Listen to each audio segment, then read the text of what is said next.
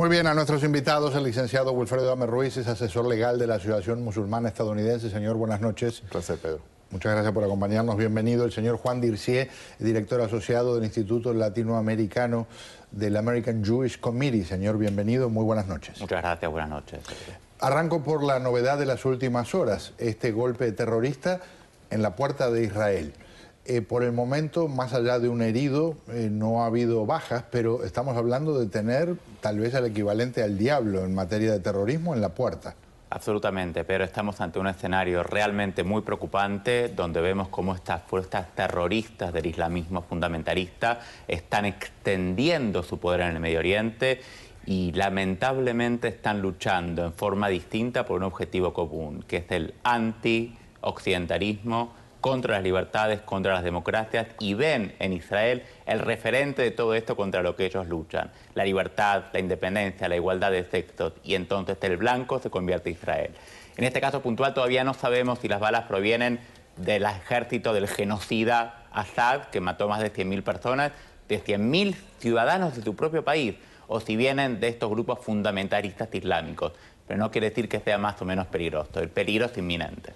Licenciado, una de las ironías de este asunto es que Estados Unidos podría terminar indirectamente ayudando a Bashar al-Assad si hace cosas para destruir a los ultraterroristas estos del Estado Islámico. Ya hay informaciones que están en algunos centros de prensa investigativa donde están planteando que Estados Unidos en efecto ya está compartiendo alguna inteligencia militar con Siria, irónicamente, ¿verdad? A ese extremo hemos llegado, hasta esa disyuntiva.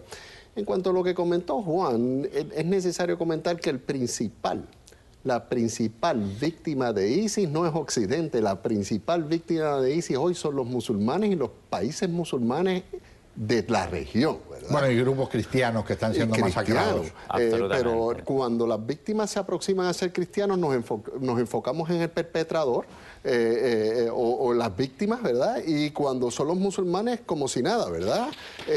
Las principales víctimas y quienes principalmente corren el mayor peligro de ISIS son las comunidades musulmanas en Siria, en Irak, en Jordania, en Turquía. Esos son los principales, en el Líbano. Claro, pero digo, justo... Y las víctimas contadas unas a una por decenas de miles de musulmanes que ha matado esta gente. Pero un detalle por la duda, porque me queda una duda. ¿No está planteando como que ignoramos a las víctimas musulmanas? Porque venimos reportando eso hace muchos días.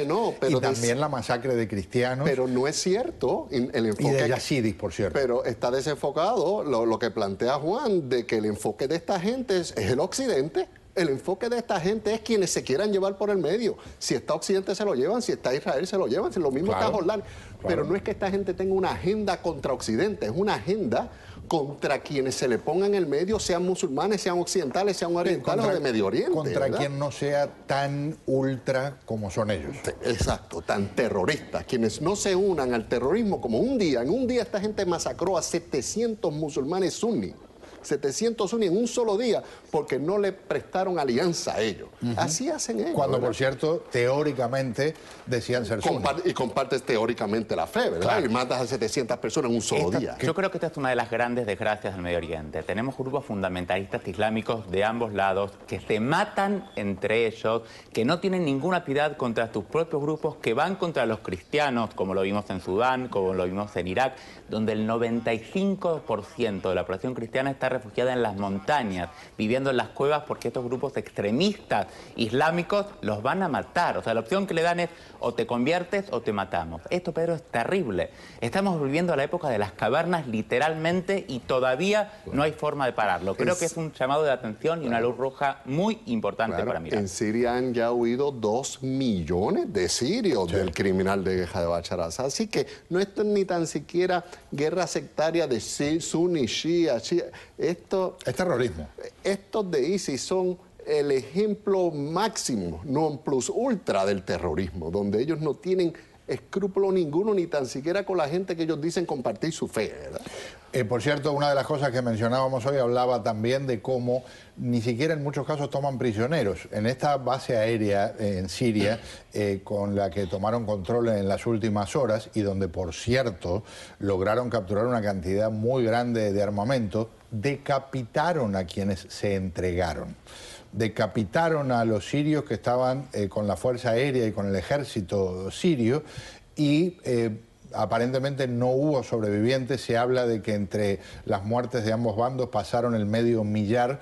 Por supuesto, esto es extraordinariamente difícil de confirmar. Y les cuento que en estas últimas horas, y de esto hace prácticamente tal vez minutos, otro estadounidense habría muerto, en este caso envuelto, si se quiere, vamos a decir, ideológicamente, en la bandera de estos terroristas. Habría estado con este señor Douglas MacLean, que también murió, y de lo que reportamos en la víspera, pero todavía no se ha confirmado identidad y tampoco está confirmado que sea efectivamente estadounidense. Mientras, una mujer que vive aquí en el sur de la Florida, que tiene un hijo secuestrado por estos terroristas, hizo un pedido muy específico dirigiéndose al líder del Estado Islámico. I'm sending this message to you, Abu Bakr al-Baghdadi al-Qurashi al-Husseini, the Caliph of the Islamic State. I am Shirley Sotloff. My son Stephen is in your hands. Stephen is a journalist who traveled to the Middle East to cover the suffering of Muslims at the hand of tyrants. I've always learned that you, the Caliph, can grant amnesty. I ask you to please release my child. As a mother, I ask your justice to be merciful and not punish my son for matters he has no control over. I ask you to use your authority to spare his life and to follow the example set by the Prophet Muhammad, who protected people of the book. Dicen que tiene que haber estado muy bien asesorada por la forma en que se dirige al personaje, ¿correcto? Definitivamente. Yo creo que es terrible escuchar a esta madre, o sea, pidiendo piedad por su hijo, sabiendo que estos monstruos asesinos son capaces, como lo vimos con el otro periodista Foley. Hay más de 50 periodistas que han sido asesinados durante los últimos meses desde el surgimiento de esta pseudo primavera árabe.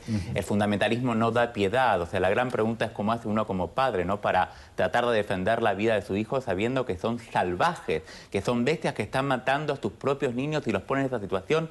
¿Qué piedad y compasión pueden tener con otros? Lo que nos debe poner a pensar a nosotros, ¿qué debemos hacer nosotros como nación para enfocar nuestras políticas a unas políticas con un norte, ¿verdad? ¿Qué sería, desde su punto de vista razonable? Lo que pasa es que Estados Unidos tiene que darle a un botón de reset, recomenzar unas ciertas alianzas que son necesarias de la comunidad internacional para poder trabajar en el Medio Oriente, porque Estados Unidos, lamentablemente, con la guerra de ocupación en Irak y la guerra más larga de la historia que ha peleado en Afganistán, ha perdido credibilidad.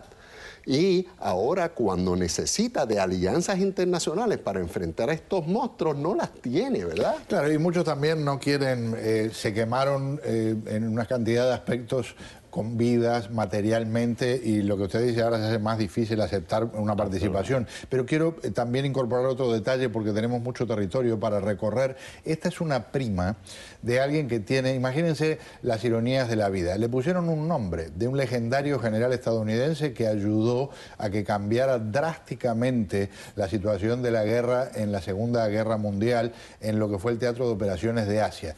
Douglas MacArthur McCain. Ese era el nombre original de quien murió en estas batallas entre terroristas en Siria. Miren lo que dice la prima, y le quiero hacer una pregunta al licenciado Amer Ruiz cuando volvamos de lo que dice esta mujer. When I see him and I hear him speak and he sound like Somali or whatever, I didn't think that was really my cousin, you know, so that's why I said I felt like he may have lost his identity, because all of this is not him. Pregunta que le quería hacer, porque usted nos ayudó el otro día poniéndonos algo en perspectiva de lo que ocurre en las mezquitas y las relaciones que hay con las autoridades estadounidenses.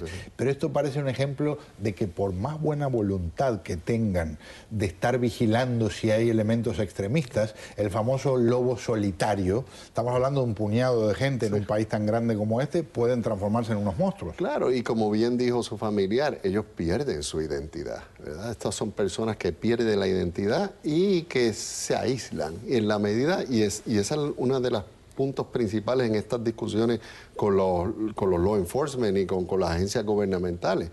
Esas señales de personas aisladas en la comunidad son muy peligrosas y nos pueden dar precisamente levantar banderas de que esas personas aisladas reportarlas a la policía no necesariamente es la solución del problema, porque el enfoque es exclusivamente policíaco y tienen que esperar a la comisión de un delito. Claro. Cuando la que debe tener y lo que debe prepararse esta sociedad es para la deradicalización de estos individuos, que no sea necesariamente este acercamiento policíaco, igual que algo así como el de las drogas. Pero eso es ideal, pero es muy difícil, ¿eh? Claro, pero casi imposible. Pero podemos tener en agencias gubernamentales preparadas y trabajar con la comunidad para deradicalizar individuos. Esta es una bandera roja que tenemos que levantar, como decía Wilfredo. Acá estamos hablando de cientos de ciudadanos americanos y europeos que se convirtieron al Islam y fueron a luchar con estos grupos radicales. Cuando terminen su labor ahí y vuelvan a casa, no se van a quedar mirando la televisión. Lamentablemente tenemos que entender que este proceso de radicalización que se da en algunas mezquitas, no en todas, en algunas, en los Estados y en Europa, tiene que estar controlado y que tenemos que evitar que estos grupos fundamentalistas se adueñen de nuestra juventud. Cuando digo nuestra juventud, la juventud islámica, la juventud cristiana, la juventud judía, de cualquier religión. Tenemos como nación democrática que poner los límites al indoctrinamiento fundamentalista y evitar que nuestro país, en los Estados Unidos, sea víctima de este tipo de actividades. Claro, y por eso, y a tono con lo que dice Juan, estar preparados para trabajar con un individuo que esté radicalizado, que aún no ha cometido un crimen. ¿Y qué alternativa tenemos sino acercarnos a la policía? Y la policía dice, no ha hecho nada. Claro, pero por lo menos lo ponen bajo vigilancia. Claro, pero lo ideal sería tratarlo, de radicalizarlo. Hay profesionales, hay un doctor Horgan, que es el director del Departamento de Terrorismo en la Universidad de Pensilvania, que ha escrito extensamente sobre radicalización de individuos en Irlanda, en el Medio Oriente. Sin duda se va a tener que sofisticar el sistema para lidiar con estas la sociedad circunstancias. está en peligro, estamos viviendo en un mundo muy distinto antes de septiembre 11. Tenemos que tener los elementos para enfrentarnos a estos grupos fundamentalistas que quieren acabar con nuestro estilo de vida. Pero tiene que ser una metodología comprensiva, porque la metodología policíaca, Pedro, igual que la guerra contra las drogas, no ha servido de nada. Hoy se entra a Estados Unidos más droga que nunca en la historia de Estados Unidos y tenemos los elementos más sofisticados en tecnología para combatir y hoy entra más droga que nunca. Creo, Pedro, que el terrorismo fundamentalista está instalado lamentablemente en Europa y Estados Unidos y tenemos que buscar métodos para combatirlo, sin lugar a dudas. Permítanme, y va a ser esto algo que se está discutiendo hace tanto tiempo, lo vamos a plantear en 2 minutos. Pero primero una imagen, porque esto, gracias a Dios, ya no está ocurriendo, pero aparecieron en estas últimas jornadas imágenes del sistema este que tiene Israel que se llama Iron Dome, que es básicamente un sistema anticohetes, antimisiles, que permite detectarlos cuando vienen en camino, interceptarlos en el aire. Hasta el momento nunca se había visto una intercepción masiva. En este episodio verán cómo 15 cohetes son destruidos en el cielo.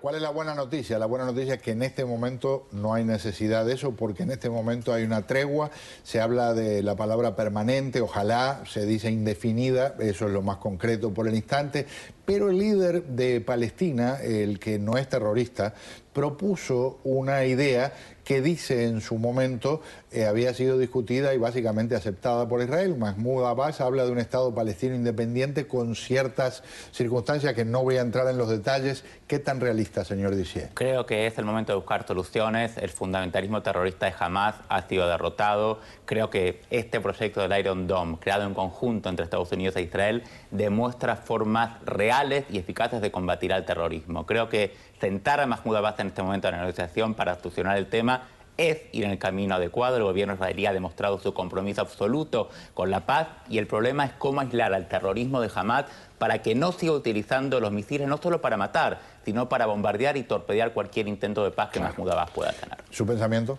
El compromiso del gobierno, no quizás de la mayoría de los israelíes, sino del gobierno de Benjamín Netanyahu, ha sido el de obstaculizar la paz, porque lo que ha hecho es darle largas al asunto. ¿Cuántos viajes dio nuestro secretario de Estado para avanzar el proceso de paz? Y el secretario de Estado se fue con las manos vacías. ¿Por qué? Porque es que quienes están apoyando lamentablemente a Netanyahu es un sector de Israel que no le interesa este discurso, que es el más favorable del establecimiento de dos estados. Eso es lo ideal. Y eso sería tratar la médula del problema.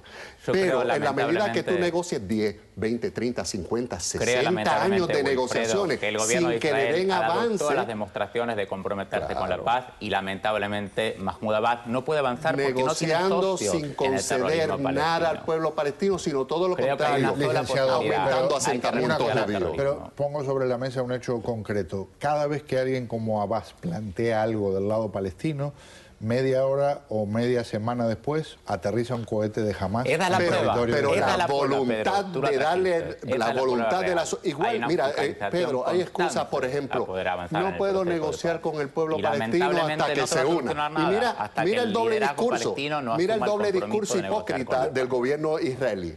Dice, no puedo negociar con los palestinos porque ahora se juntaron los palestinos y eso incluye a Hamás. Entonces, ¿qué quiere? ¿Que negocie con la mitad de los palestinos? Eso es lo que está en Ramallah, Pedro. No está en la propuesta. Tuve la suerte en Ramallah de estar durante los últimos años una vez por año. Y el liderazgo palestino nos dice, jamás no nos permite seguir adelante. Torpedean todos los intentos que tenemos. El terrorismo de Hamás no está a favor de solucionar el tema y es la realidad dicha por los propios palestinos. Lamentablemente 60 no hay años de negociación y lo único que le ha pasado, con permiso, lo único que ha pasado en 50, 40, 50 años de negociación es que los palestinos han ido progresivamente perdiendo terreno ante la ganancia de terreno del Estado de Israel y los asentamientos judíos han aumentado de 10.000 a más de 600.000 judíos que viven en la Cisjordania. Eso es obstaculizar la paz. Eso es hipocresía, que el pueblo lo ve porque hay 600.000. Esta vez la tenemos que dejar aquí. La tengo que dejar acá porque si no se nos va el programa entero y obviamente es un tema que lleva tanto tiempo y no han podido resolver. Gente que tiene el poder para resolverlo, por lo menos tiramos la idea sobre la mesa. Gracias por acompañarme. Un placer. Por cierto, antes de irnos, una novedad que ha surgido en estas últimas horas, está confirmando el gobierno de Ucrania que una columna de vehículos blindados rusos entró en territorio de Ucrania por otra región, también por supuesto en las áreas en donde existen rebeldes prorrusos, y vehículos como estos, no estos por las dudas, vehículos como estos fueron detectados dentro del territorio de Ucrania. Esto en una semana en la que ya hubo 2 incursiones comprobadas, incluso con la captura de soldados rusos. Así que el ambiente está muy pesado. Vamos a una pausa. Al regresar nos vamos a Cuba para investigar sobre este corto de ficción con el que nos va a ayudar nuestro Alejandro Ríos, La Encrucijada. ¿Cambio algo del documental que estoy preparando y me da una beca a la dictadura? ¿O me resisto y de repente quedo acá prisionero?